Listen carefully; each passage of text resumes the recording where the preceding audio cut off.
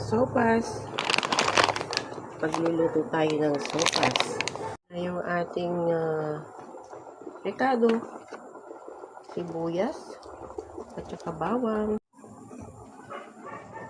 Yan, magbabalat na tayo habang ko'y pinapakuluan yung aking manok. Kasi naka-freezer, matigas. Yan, balat-balat muna tayo. Magandang gabi! Magpit-pit naman tayo ng bawang. Ayan, damihan natin. Panggisa. Ayan, madali lang naman magluto ng sopas, diba? Mga ma'am. O, ayan.